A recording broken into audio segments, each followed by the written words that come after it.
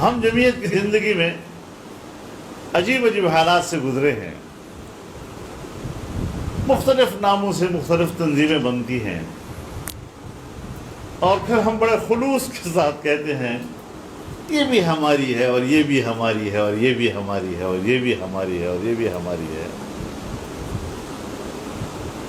تو میں نے کہا مجھے یہ نظریہ سمجھ میں نہیں آتا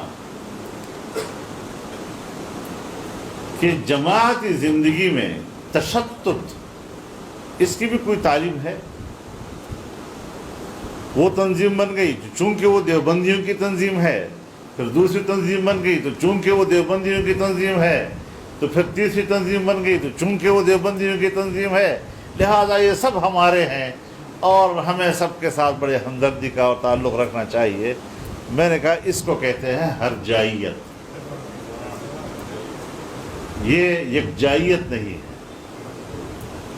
یہ توحید نہیں، شراکت ہے کہ ادھر بھی رہو ادھر بھی رہو۔ اچھا ایک مسئلہ آ گیا ملک کے اندر، یہ سب آپ کی جماعتیں ہیں، اور اسی ایک مسئلے پر ایک کا موقف اور دوسرے کا اور تیسرے کا اور، وہاں آپ کیا کریں گے؟ پھر کدھر جاؤ گے؟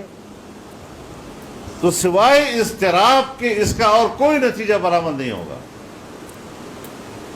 ایک جماعت، اور اسی لیے لفظ الجماعت کہا گیا ہے، علیکم بالجماع۔ تو الجماعت جو ہے وہ ایک جماعت کا تصور دیتا ہے، معہود جماعت کا تصور دیتا ہے، اور علیکم کا تقدم جو ہے وہ لزوم کا فائدہ دیتا ہے کہ آپ پر لازم ہے کہ تم جماعت سے وابستہ رہو۔ تو علیکم بالجماع والاطاعہ، اب یہاں دو الفاظ آ گئے، ایک جماعت کا اور ایک اطاعت کا۔ تم پر جماعتی زندگی اختیار کرنا لازم ہے اور تم پر اطاعت کرنا لازم ہے۔ اب جماعت کی جو اطاعت ہے وہ ہے عقیدے کی بنیاد پر، نظریے کی بنیاد پر، کہ اس جماعت کا یہ متعین نظریہ، یہ نصب العین ہے، اس جماعت کا ساتھ دو۔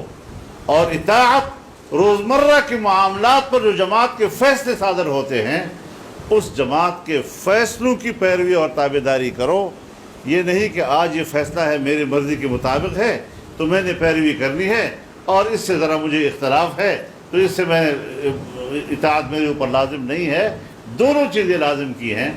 اور لیس الاسلام الا بالجماعہ ولیس الجماعۃ الا بالامارہ ولیس الامارۃ الا بالاطاعہ، یہ ساری چیزیں ایک جماعت کی منظم زندگی کی علامات ہیں جو ہمارے اندر ہونا اس کا لازم ہے۔